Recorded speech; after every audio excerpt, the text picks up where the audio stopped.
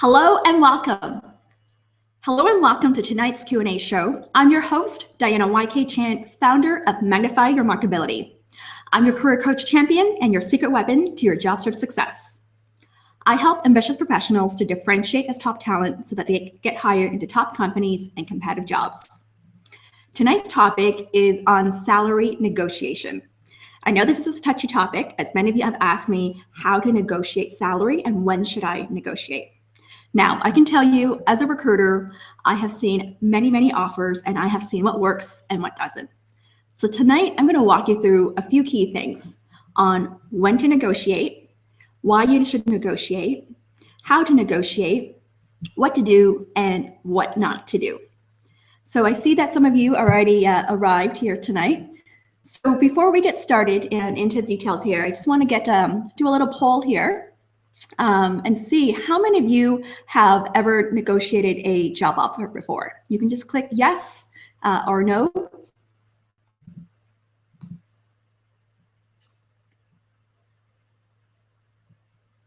Okay. And feel free to type in the questions that you have for me as we go along tonight. This time, I remember to enable the chat box, so I'll make sure that I'll see your questions coming in. Okay. And then I'm also curious to know, what did you negotiate for?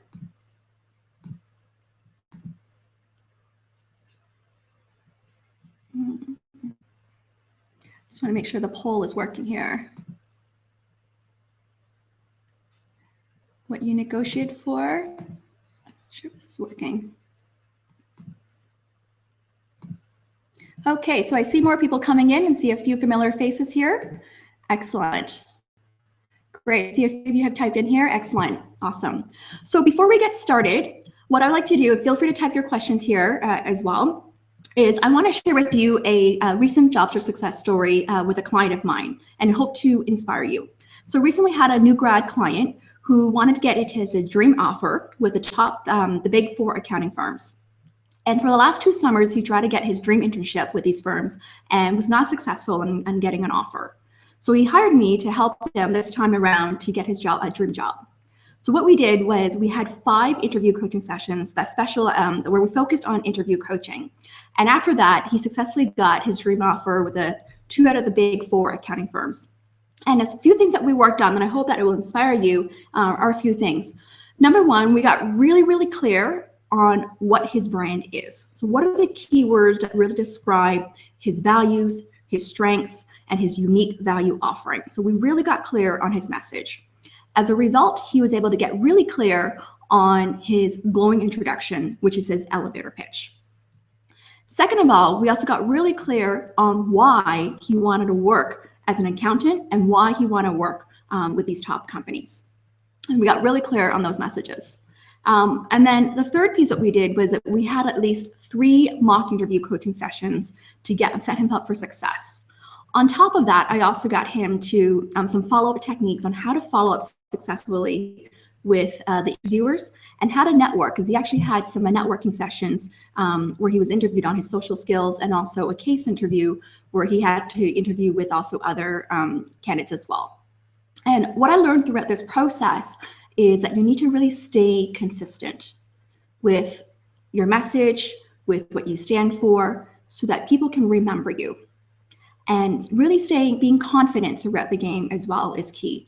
And what I love about this is that this person tried to get in the last 2 summers on his own, and he realized that what he needed was basically changing perspective of how he saw himself and how he approached the interviews. So I hope that inspires you there. So what I would like to do, I see people typing in here, what they negotiate: extra vacation. Yeah, that's a common one. Salary. That's fantastic to hear that. So people have negotiated. Okay, so feel free to type your questions in here and I'll answer along the way. What I'm going to do first is I'm going to start off on the topic on why do we negotiate. And typically people negotiate because they feel that they've been lowballed, or they feel that they're not being paid at a fair market value. Hence why people want to negotiate. I'm curious to know, did you ever feel that way, whether you felt that you've been lowballed before in the past? And if you have, what have you done? So the question is, people always ask me, should I negotiate? And the answer, obviously, it really depends. It really depends on the situation, depends on the role, and depends on what you have to offer. But I want to share with you what I call some general rule of thumb of when you should negotiate and when you should not negotiate. Typically, you should not negotiate when it is for what I call a entry-level job, or if you're a new grad, or for a role that is common, that they're easily to be filled. Those are the roles you don't really have much room for negotiation because they can easily find people out in the market. You should negotiate when you have what I call a very unique skill set, or when you or when you have been identified as a high performer on an accelerated career track. Those are the times when you should negotiate, or when you know that you are also on the high end of the salary band level. Okay, that's the general rule of thumb of when you should negotiate and when you should not negotiate. Now, if you've been paid at a fair market value and you know that the offer is competitive, you don't necessarily need to negotiate. It's totally fine that you can just accept the job offer there. What I want to talk about actually is really assessing your negotiation power. That's the key, is if you understand how much negotiation power that you have, that will help you understand how much you can negotiate and whether you should negotiate or not. So here are some things that I want you to think about. A few things is, first of all, you want to ask the question, these are some external questions that you want to find out. Is this role a new role or a replacement role? So if it's a new role and you got a job offer, that would be a signal that you have a higher negotiation power. That's because that they've identified that you have someone that's unique, who can really shape the role, who can really bring in a lot of great value to this opportunity, to this role here. So you have higher negotiation power. The other thing is you want to find out is, how long has this role been open for? Typically, if the role's been open for months, like more than a month or two, that's a sign that they haven't had a difficult time in finding the right person to fill the role. So if you get a job offer and you know this role's been open for months, that's also a sign that you have higher negotiation power. Why? It's because when you think about this, if the longer it takes for an employer to fill a role, the more resources that they're spending and the more money that they're wasting. So that kind of offsets that as well, that the hiring manager will question, well, is it worth spending another month of finding another candidate when I could have this person? Okay, so that's another question to ask. Another question you want to ask is, internally, what you want to find out is you want to ask yourself, are you a top performer? Are you identified as someone who's like the top 10% at your company? If you are, that shows that you have higher negotiation power as well, because they know it's harder to get. You have higher negotiation power if you are considered a passive candidate, meaning that you did not directly apply for the role. The recruiter actually sourced you. They found you online, or you were through a referral. You also have higher negotiation power because it should signal that you aren't actively looking for a job. Okay. You also have higher negotiation power if you're earning more than the proposed offer as well. Like if they know that you're earning more and the gap is a bit wide, they know that there's a chance that they could lose you as well. Okay.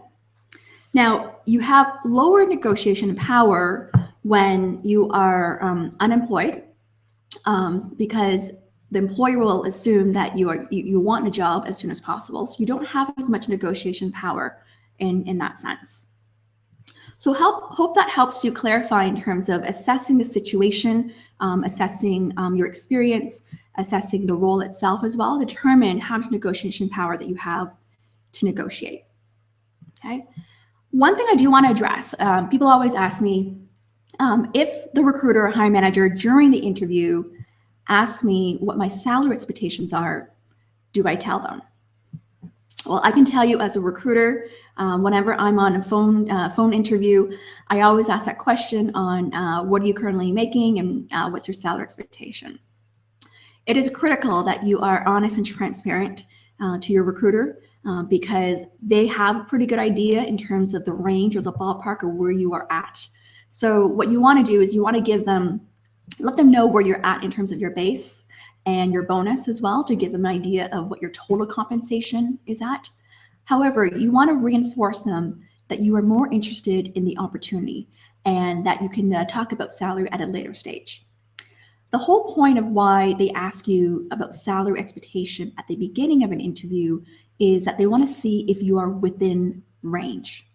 If you are out of range, then they're not going to waste time to put you through the interview process. So here's an important thing that I want you to keep in mind. When asked about salary expectation, don't give them just a figure, a number. Always give a range of what your expectation is, because that gives room for negotiation. Okay, so what you want to do is that when you give the range, you don't necessarily give what your minimum expectation is. As long as you know that, that's okay. But if you just bump it up to a little, what I call like the mid-range of what your expectation is, if you communicate your mid-range and to max, that way you know that if when it comes back, if they come a little bit lower, there's still room for you to decide whether you to accept or not. Okay. So that's something to keep in mind. Always give a range. The other thing I want to remind all of you is to never ever start a negotiation until you have a job offer at hand. Okay, never start a negotiation until you have a job offer. That's because you don't want to give the impression that you're just focused on the compensation and not the opportunity itself. And if you're going to start a negotiation, if you have a job offer, you're going to start that negotiation, you also want to be prepared to accept the offer if they come back with something that you're happy with. This is really critical, and I want to share with you a recent incident that I've come across, what I consider a big no-no of what not to do. So there was an incident where basically I helped an employer, found a candidate, and actually basically got this candidate more than what he made, like 5 figures, 30,000 more than what he was making in his base salary. So in general, people think, wow, that's an amazing offer, right? In terms of his salary, you got him a lot more than what he was earning before. And this candidate led me to believe that he would accept the offer, given all like the reasons that he has given me. And what we did try to essentially try to get this person to accept the offer. This person asked about, okay, I want to talk to the manager, want to talk to the people on the team, want to meet with the VP, I want to get a site visit, asking for all these things. So basically being very demanding. And we basically did everything we that this person asked for. However, at the end, this person did not accept the offer. And so one of the key learning I want to point out here is that if you're gonna negotiate, be prepared to accept the offer, but do not waste people's time. You want to respect their time. Don't mislead them either. If you give the signal that you plan on negotiating, like when you plan on accepting the offer, if they can get you all these things, don't waste time, because that can really put you on the what I call the blacklist, where in the future it's really hard for this recruiter to reconsider you again because you've been playing hardball or playing games with the offer. Okay, I have seen these incidents happen where people accept and they rescind the offer. Now, sometimes people ask me is that, well, if I negotiate, will the employer rescind the offer? Well, it really depends. It really, really depends on the situation. It depends on how big your ask is. Right? It depends on who your competitors are, like whether they have someone in their funnel that they can alternatively make that offer if you don't accept the offer, right? So it really, really depends. I would say in general, as long as your ask, your negotiation is not ridiculous, meaning that if it's just around that 10K, 15K mark of increase, it's not ridiculous. What I call about 10 to 15% difference. I think that would be okay.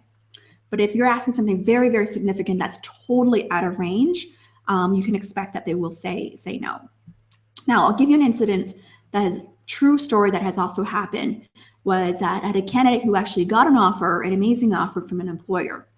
And this person asked for 2 weeks to decide because she was considering another opportunity. Typically, employers generally will give only about 48 hours or 72 hours for someone to decide on an offer. Okay, so asking for a much longer extension could be a risk. So during this period, of this 2-week period that this person asked for, the second runner-up candidate basically followed up with the hiring manager and offered a business idea or a suggestion to express her interest for this opportunity. As a result, you want to guess what happened? Was that person who got the offer originally, that offer was rescinded because the hiring manager wanted someone to start ASAP and they couldn't wait for someone that long. They decided to give the offer to this other person. And that happened. So it does happen. So it really depends on the situation, whether you might lose the offer or not. At the end of the day, what I want to remind all of you is that if you are going into negotiation, you need to be well prepared. You need to know what you're asking.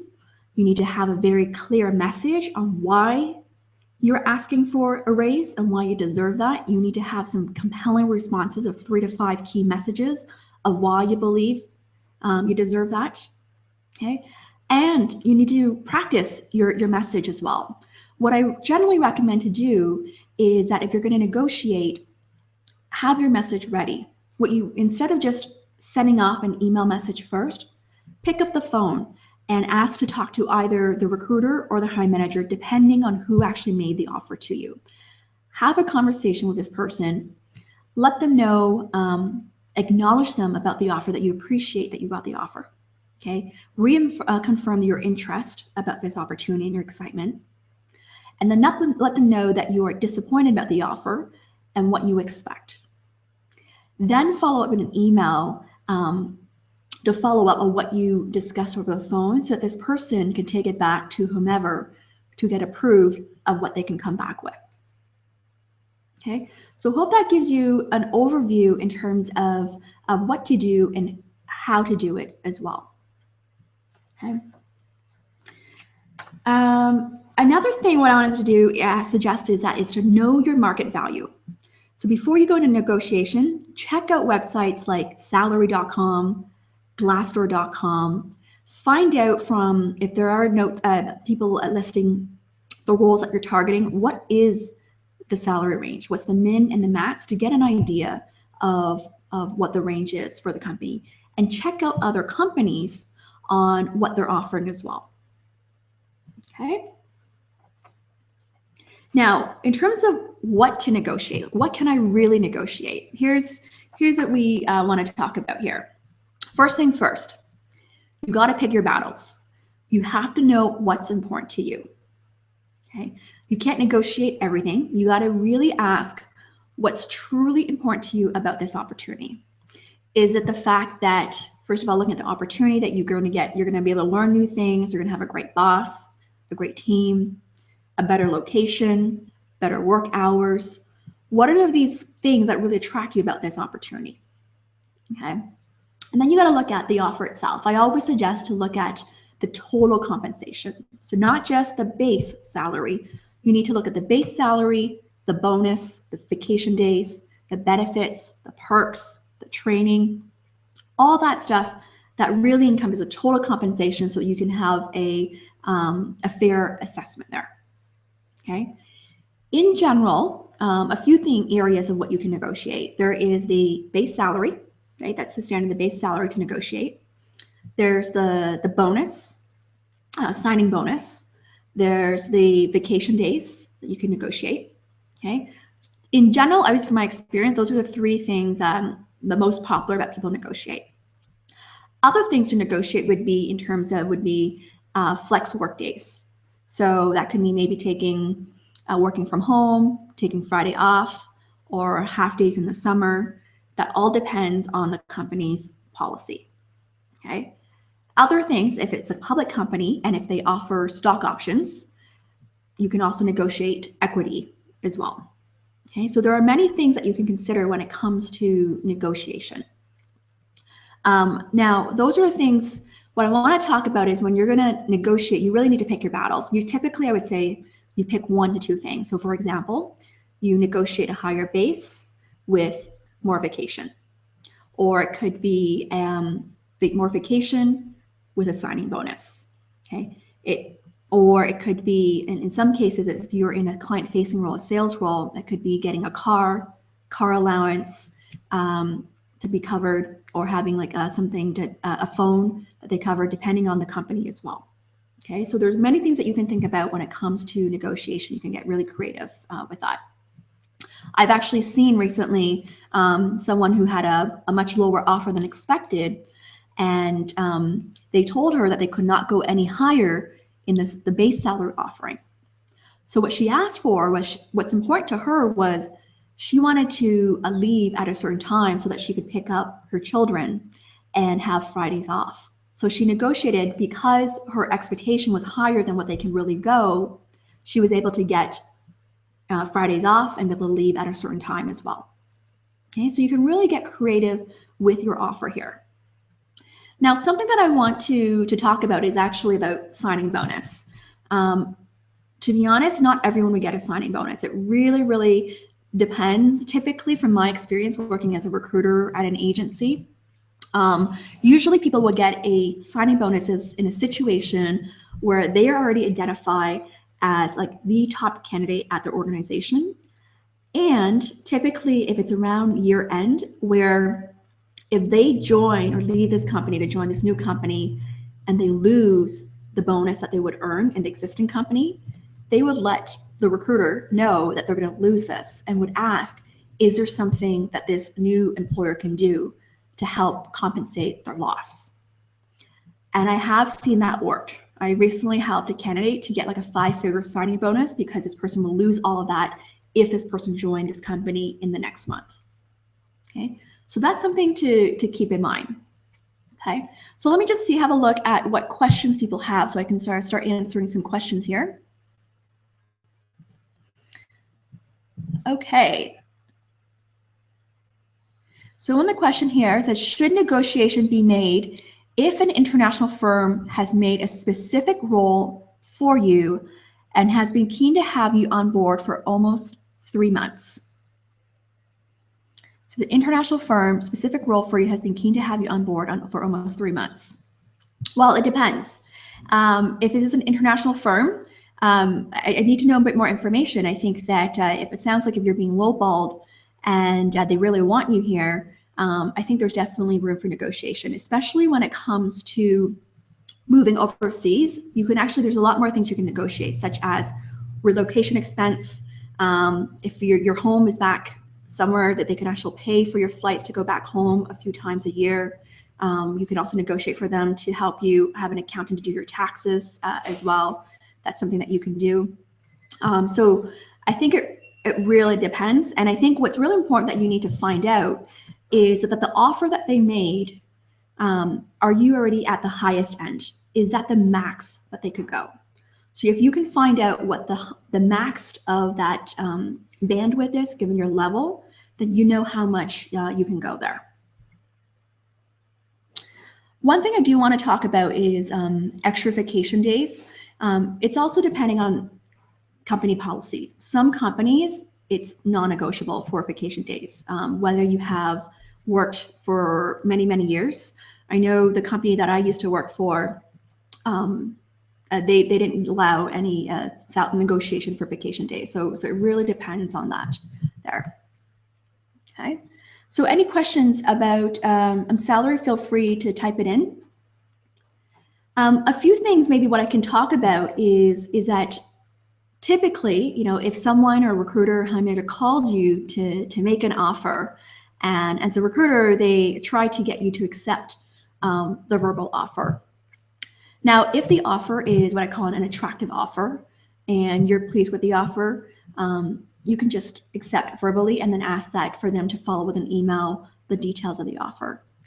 Now, on the other hand, if the offer is not an attractive offer and you're not so pleased with it, what should you do on the phone? You should still sound appreciative and still excited about this opportunity. Let them know, like a few things what you can say is to express that you want to negotiate. You can ask them, is this a firm offer? Or is this offer negotiable? Or is this base only? Or I'm a little disappointed about the offer. Or another way to say it is, that's a good starting place. So at least that will give a signal that you would want to negotiate. And you can let them know that you want to think a little bit more about the opportunity first before you ask, letting them know what you exactly want. Or if they already know a range of what you're looking for, you can ask them to think about it and see what they can do for you. Okay. One thing I do want to mention is from my experience, having been a recruiter and presented offers, negotiate offers with the candidate or on the candidate behalf with the employer, typically it's only one round of negotiation. So one round, there's not that many rounds. So what is really important, I think, to note is that when you ask, let them know what you expect, and that typically they'll come back with either exactly what you want or something in between. Okay. And so you really need to make a decision then whether this is something that you would accept or not. Okay. Andrew has a question here. How do you respond if they tell you that you are already at the max in their salary band? Should you switch to another item to negotiate? Good question. If you are already at the max of their salary band, should you switch to another item? I would say absolutely yes, because if they're already at the max, that's their budget. But something to find out, what you can find out is whether they have another level within that job. So for example, I know in account executive sales roles, within account executive, they could have 4 levels, level 1, 2, 3, and 4. So you can ask them, what level are you at? And is it possible to move you up to another level? And if they can, then they can probably have more room to negotiate, move the salary band up. Okay. So the other thing is you could also ask, like, if that's what they can only offer, you can ask them to revisit the offer 3 months from now based on your performance. Okay. You need to make sure that this is put in writing as well. Okay. I can tell you that if you're already at their max, that's pretty much, and if you know that for sure, like there's something, I think the difference between it's their max versus the absolute max. So my experience as a recruiter is, there is that max, but typically there's probably like 10K wiggle room only for someone, what I call exceptional candidates, that they spend months trying to find someone and they haven't been able to find someone. Then they're willing to spend that extra budget that they have allocated there. Okay. Good question. Any other questions about salary here? It's always a touchy topic. All right, let's see. Renata has a question. How would you handle a year-end review salary negotiation, especially if the company has been known to have a max of 2% increase as the norm? Especially if the company knows that they lowballed you at the beginning and know that you should be paid more. Okay, that's a good question. Yeah, so that if a company norm is like 2% increase, that's basically showing that they increase because of inflation. So that's just like a normal increase for people that they get that. I think this is where you have to come in what I call proof. If you know, and if the company knows that they're lowballing you as well, I think the proof that you need to be able to prove to them that there are other people or others are paying at this salary bandwidth, to show them that you are at the much lower range than what they're at, and that they're not being competitive. And then they really need to revisit it with HR. as well. Typically, from my experience, I find that, if in order to make a bigger jump in salary increase, you need to really jump to another firm.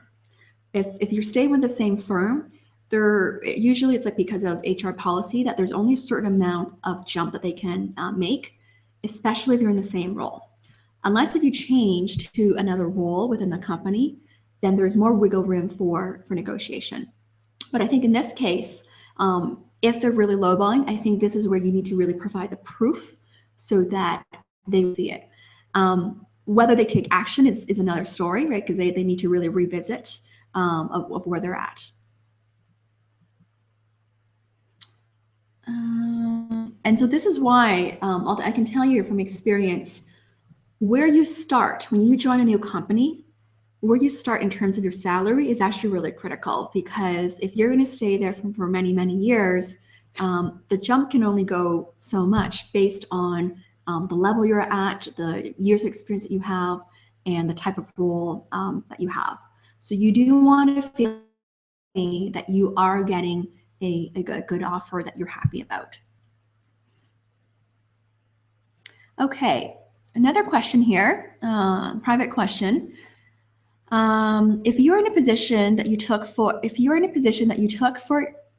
experience and have been lowballed, how can you negotiate to receive the fair market value that you deserve based on your experience and not based on what you made at your previous position? I have had a recruiter once tell me that I would earn 10 to 15% more than what I made previously, even though I took a lower salary for the experience. That's a good question. So this is where it really depends in the situation here.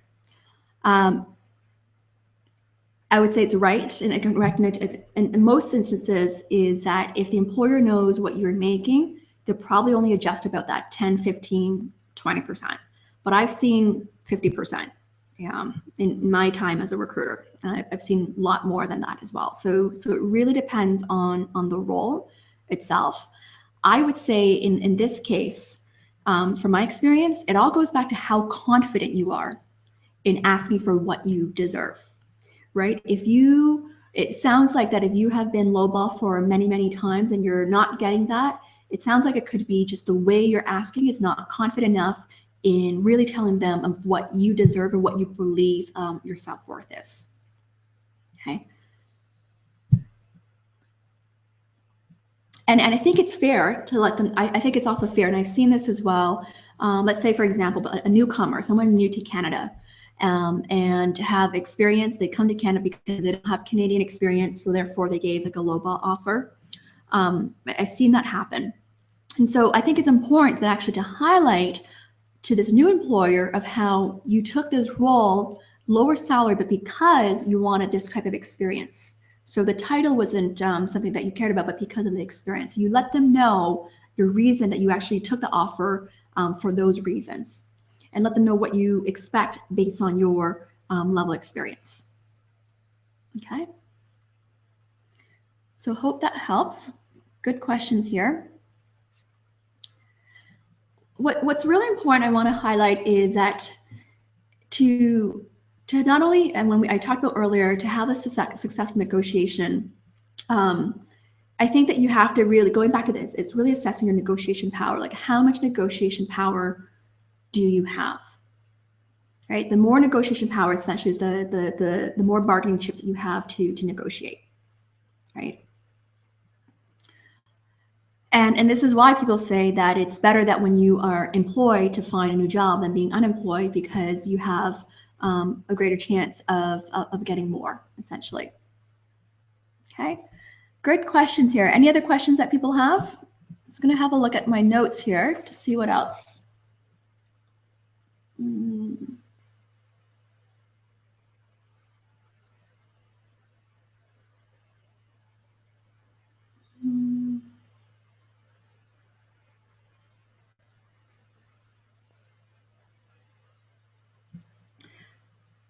The other thing you want to assess is also in terms of the type of roles. What are the type of roles that would have more likelihood to negotiate? from my experience, like I've tried in the agency side, I have found that as working on in the agency side, if because as a recruiter I would have sourced out that candidate, and typically we're looking for the best of the best candidates, I have found those candidates would have a higher chance actually to negotiating what they want, or negotiating more than what they had before. Okay, because typically these are what we call hard to fill roles, and the employer has already, if they're already hiring or an agency, when you think about this, if they're hiring an agency to fill a role, that means that role is hard to fill. And so as a recruiter, if we're going to find that best person for them, we're going to find the best of the best, and they don't want to waste time. So they've already allocated a budget, not only to pay the recruiter to fill the role, they've already also probably allocated extra budget as well to offer the candidate as well. Okay. Okay, any other questions?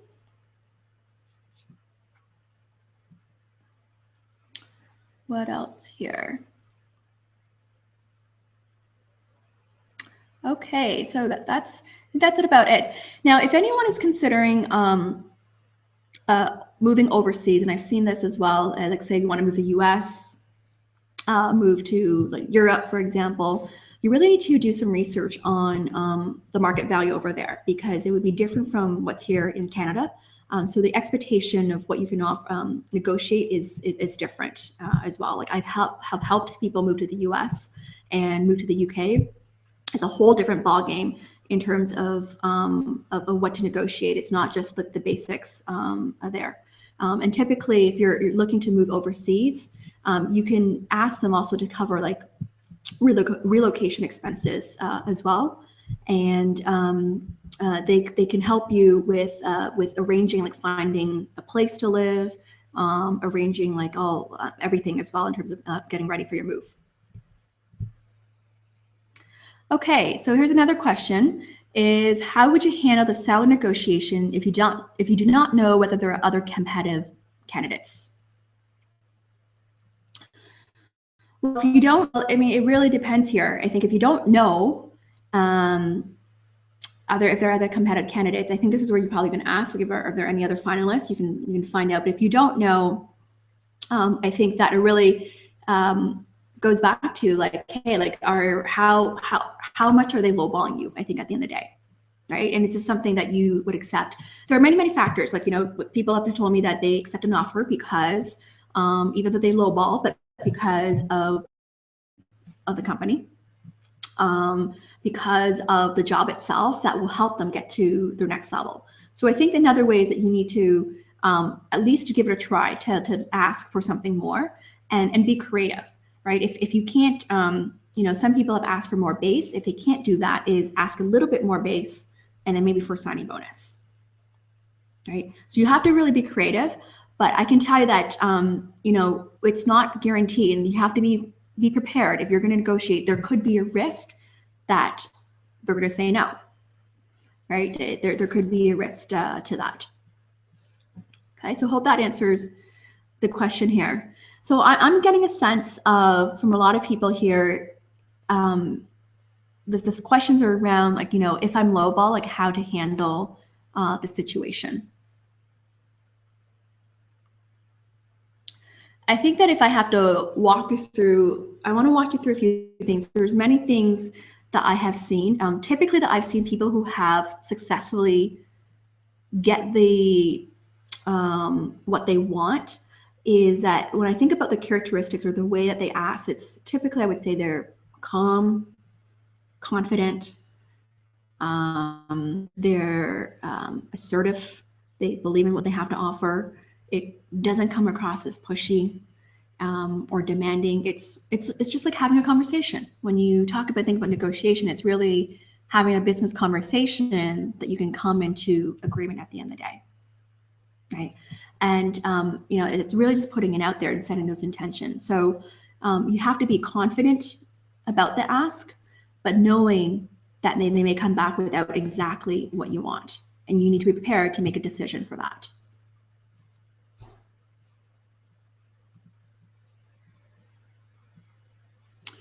Here's a question. What's a typical relocation amount? I'm hearing 15% of first year's salary at a direct level. Typically, from my experience, when I see it's not really a percentage of salary. Usually, it depends on how far you are moving. I have seen usually between the 10 to 20,000 mark moving to the U.S. That's usually what I would say. Like 10K, I would say is really generous. If they're giving you $10,000, 20K is amazing if you're moving far away there. It would be higher if you're at a very senior level role, and let's say that you need to move your entire family over. That's a whole different type of conversation there. So that's something very different that you would negotiate another level. Okay. In general, from my experience, if it's like a Fortune 500 company with an international presence, they have a team in place, what I call like the relocation experts that can set all this up, and they have these guidelines on what they set in terms of depending on level, how far you're moving, whether you're moving with family members, etc. They have all that guideline and policy set up as well. Okay. Okay, good questions asked there. Any other questions before we move on?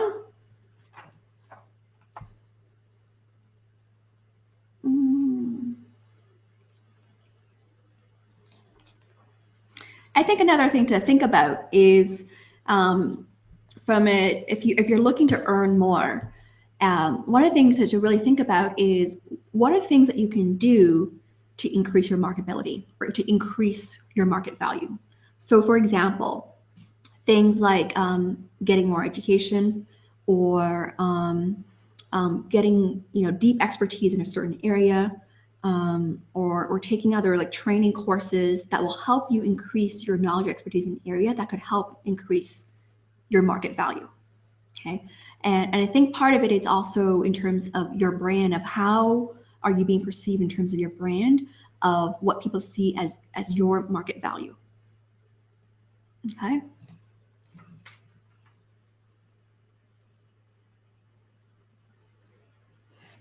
Great question, Lori here. What would you say are the top 2 mistakes that people make in negotiations, and what are 2 things everyone must ask? Top 2 mistakes that people make in negotiations. I would say what I see, the mistakes as a recruiter is when people ask for something more without any reason to back it up. So they're just asking like, hey, I want 15K more, I want 20K more. They're just asking for the sake of asking without a rationale to back it up. It doesn't really build a case. So I think that's a mistake that people make. The other, I would say, the mistake that people make is that if they're coming across as very, what I call desperate or demanding or greedy, people can feel that energy. And that's a mistake that people make. So going back to when I see what was worked is that if you're being confident and assertive and that you have a proof of why you deserve this, it's building that case there. What are the 2 things that everyone asks? Well, I would say in terms of question, I think that when you get an offer, I think everyone should ask, like, is this a firm offer, or is this a final offer? Like, can we do better? I think that's a question that we should always ask. Or like, what else is possible? I think that's something important, a question to even ask to see if there is room for negotiation. I would, in my opinion, I would find out in terms of always ask, like, what is the salary range for this role? Because if you know what the range is for your role, you know how much you can negotiate and how much you can actually go. So I think that's that question that you should always ask.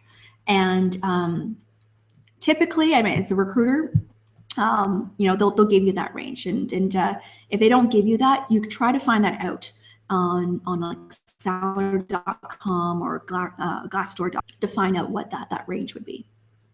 Okay, great question there.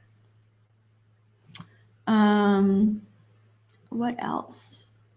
I think one thing I do want to point out on this topic of salary negotiation that ties into accepting an offer. And I've seen this happen as well. Like when an offer is never final until you've actually received the official offer letter and that you've actually signed the offer. Okay. The other thing is your offer is not final until background check has been completed. Okay, so this is so important. I wanted to highlight because I have seen people who resigned from their existing employer after they signed the offer, but then their background check did not go through. As a result, they didn't get the offer, or the offer got rejected. So it is so that you want to make sure things are final before you actually resign with your existing employer. Okay, that is so key there. The other thing, what I want to mention on this note about you want to make sure things are final. The other thing is that you should never ever indicate that you are working with this new employer until you've actually started. I have seen people, because they're so excited about getting the offer, that they indicate on LinkedIn or they broadcast it that they got this offer, but then you never know, like sometimes things may not work out. So you want to, I would say, at least wait even when you start a new job, wait for at least a month before you broadcast that you started this new job, because you just know. Plus, most of the times when you start a new job, you're on probation. So there's 3 months that there's a chance that they could still let you go if you're not performing. Okay. So those are some things I want to remind, because I have seen things happen that the offer did not go through at the end of the day. Okay. Okay, excellent questions here. Good stuff. So if you want to learn more about salary negotiation, I want to share with you something. I recently, some of you probably know who are in my mailing list, you probably have heard that I just launched a brand new online course called Impressive Interviews. And it's my brand new course where I walk you through everything from understanding the interview process, what employers look for, to how to prepare for your interview, how to deliver impressive interviews, how to tackle your interview anxiety, and this bonus module on how to negotiate your salary, where I'll walk you through step by step on how to negotiate, specifically from the moment that you get the offer to actually asking the offer, and with templates on how to ask for your offer there. If you're interested in this, I want to invite you to check out my website, and you'll see it here as well, about impressive interviews. Go to mymarketability.com to find out more about this course. It's very content rich. It's all delivered through online, and it is accessible anywhere, anytime, on your computer, on your phone, on your iPad. You can download all the videos, the MP3s, the worksheets, and you have lifetime access to this training as well. So I go over a lot of content that I just talked about, and in more detail as well. This is a great course for anyone who's either getting interviews but not closing, or those who've never been or haven't been on to interview for quite some time, or those who just get nervous really easily when they go for interviews. This is a great course that will help prepare you for your job search success, to help you land the job that you love. So have a look. I'm offering an incredible offer right now because I just launched. The retail value of the course is $497. I'm currently offering a 70% off, which is at $149. The first 20 people who sign up for this course will also receive a free one-on-one coaching session with me. So that's a half-an-hour coaching session, which is a value of $200. So this means that if you buy this course, you're getting like a $200 value of a one-on-one coaching session with me. And from last I checked, I know there's about probably less than 10 spots left right now. So if you're interested, go check it out at mymarketability.com, and we would love to see you in class. The course is available on November 15th. Okay. So have a look and feel free to tell people about it. I'm super excited about this course. This has everything that I've been teaching my clients one-on-one, things that I've tested out that works, what not to do. There's a lot of valuable information in there. Okay, so I'm just going to have a check here just to see if anyone has any other questions before we wrap up.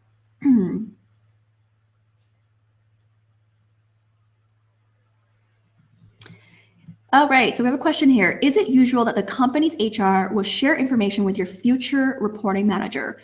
I'm asking this question because I don't want my future manager has a feeling that the person likes negotiating.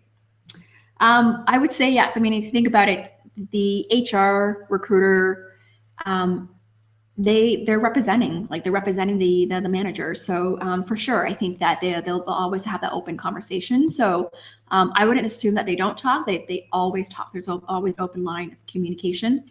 I think that's important to know that negotiation is not a bad thing. I think this is something that people think that negotiation is a bad thing, or that people may think that you're demanding.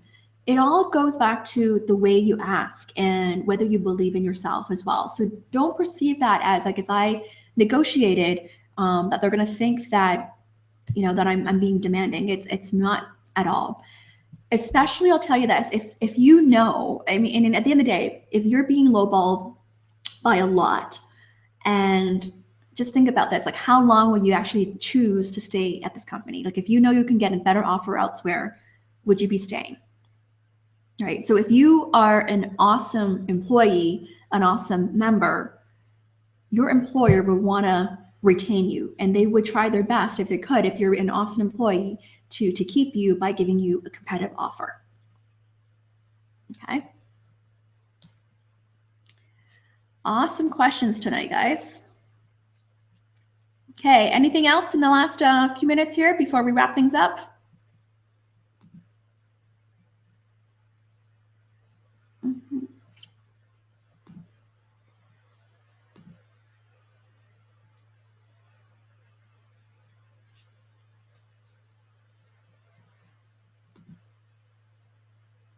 Okay, so I think that's all about questions. If you have any other questions, feel free to email me, Diana@mymarkley.com. Be happy to answer your questions. With great participation here tonight, so a lot of great questions. And I'd love to see you in the course. If it's something that you're interested in, you want to learn more about negotiation and interview skills, of how to impress the interviewers, would love to see you in there, and feel free to share it with others. Okay, so let's see. Last call. Just want to look at questions, because this is your time. I want to just be here to serve you.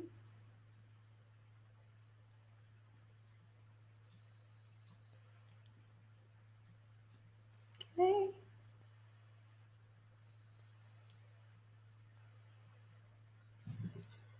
Okay, no more questions. So what I'll do, because I know some people jumped on a little bit later, is I'll just wrap up a few key messages that I have for you about salary negotiation. So number one is always be prepared for your negotiation. So know what you're getting yourself into. Number two, always give a range of your salary expectation. Number three is to never start a negotiation until you have received the offer. Number four is to be creative with your negotiation. So negotiate beyond just base salary. Number five is to really understand what's important to you. What's important about this opportunity? Like, take a look at the bigger picture as well, of why this would be an attractive opportunity to accept. Okay, so look beyond just the salary itself here. What would you learn or gain from this opportunity as well? Number six is to don't mislead, don't lie, don't play hardball, don't waste time as well. If you plan on want to accept the offer, if you're going to negotiate, you want to make sure that that you plan on accepting, you plan on negotiating, if they give you what they want, what you want. Okay. And that's about it. All right, everyone. Well, thank you so much for your time today. Thank you for being here and your presence. I look forward to seeing you in my next Q&A session. All right. Have a good night, everyone. You take care. Bye now.